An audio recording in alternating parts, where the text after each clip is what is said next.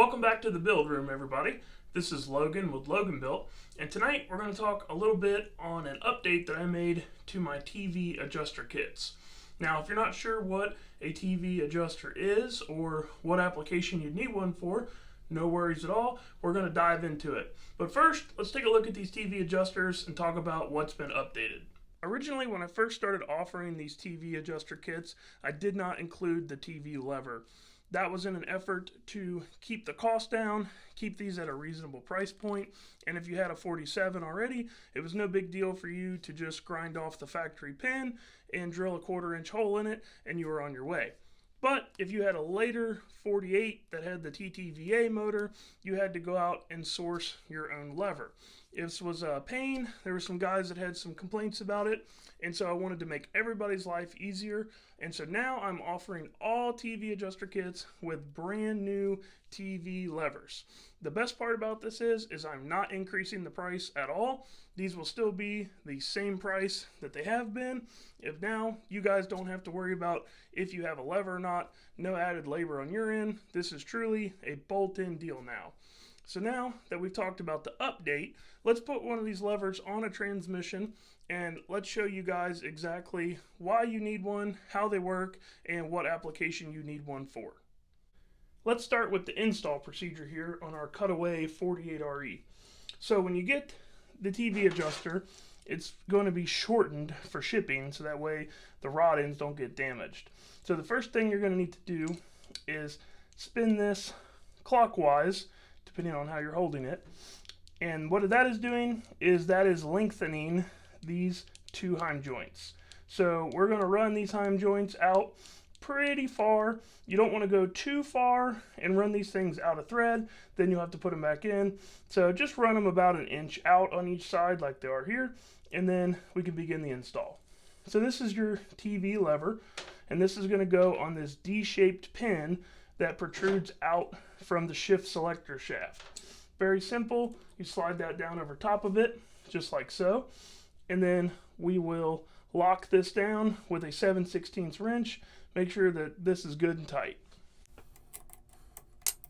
Once that's secured, we can now take the nut off of our 3/8 bolt that holds our L-shaped bracket on. This is going to be what actually bolts to the overdrive section here on this ear, and this is the other end of the adjuster that holds it tight with the transmission. Once you have the 3/8 bolt down through this tab here, you can start your nut, and then you're going to use a 9/16 wrench and a 9/16 socket and tighten this up, keeping the L-shaped bracket square with the tab on the transmission. Now that we have the L-shaped bracket tight, we've got the TV itself tight, then the next thing we need to do is we really need to talk about application, because application is going to dictate what you do with this.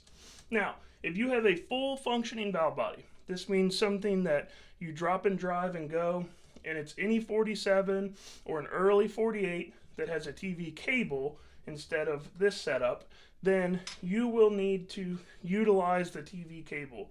This is specifically for full manual valve bodies only, and if you have an anteater swap, say a 4th gen, and you're using a constant pressure valve body with a gear in valve body, then you'll use this setup here.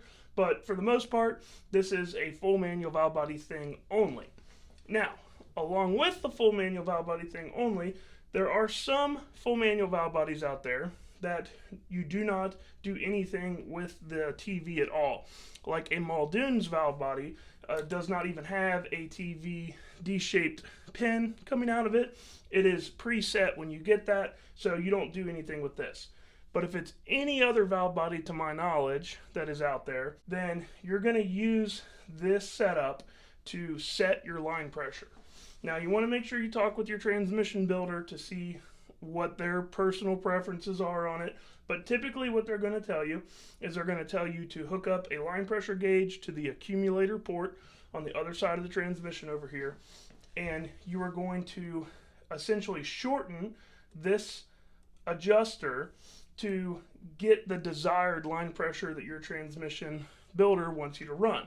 And so in order to do this, you are just going to turn the adjuster, and you can see as you turn it, it starts pulling the TV that way. That's putting more preload on the throttle valve, which is what TV stands for, and this is increasing your line pressure. So if you shorten this up as much as you can shorten it up, you're going to have full line pressure. And then if you loosen it up as loose as it can be, you're going to have the lowest setting of line pressure. And this is where you're going to want to make sure that you talk to your builder and make sure that you get the line pressure correct for how they want it. Now, let's talk about gear-in valve bodies. So this would be any transmission that you get from me, or any valve body that is a gear-in, full manual, constant pressure valve body.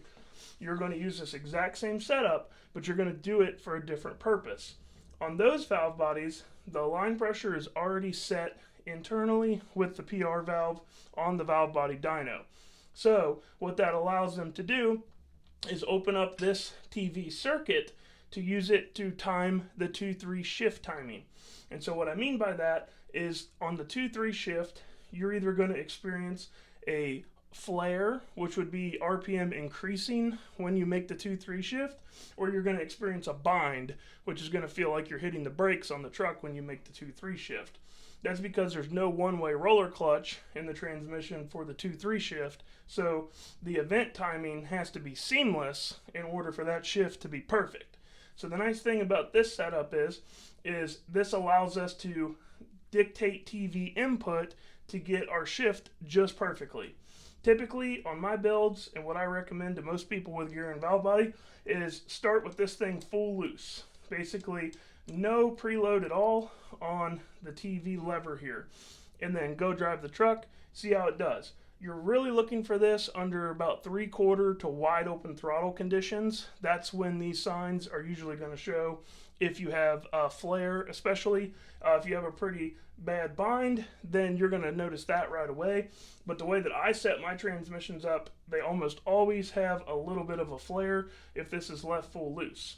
So that way we can tie this back to get that 2-3 shift timing perfect. So if you are experiencing the engine revving up on the 2-3 shift, you'll then again shorten the TV adjuster. And depending on how bad the flare is, if it just barely does it, maybe only give this thing 2 or 3 turns, try it out, go drive the truck, see how it does. If you have a pretty good flare, like a 300 or 400 RPM flare, maybe tie this thing back, spin this around 5 to 7 times, and see how it goes there. The nice thing about this is it's infinitely adjustable, so you can perfectly tune in your 2-3 shift timing on the gear-in valve body. So any transmission that's coming from me that's a full manual constant pressure, you're going to be able to utilize this setup right here to tune in a perfect 2-3 shift. So there's a pretty comprehensive explanation for you guys on my TV adjuster kits and the applications that you would use them for, how to install them, and how to set them for your specific application. If you guys are interested in one of these, you can find them on my website at www.getloganbuilt.com, along with all of my other transmissions and transmission products. That's all I got for this one, guys. I appreciate you watching. Hope you guys find this one helpful, and like always, we'll see you on the next one.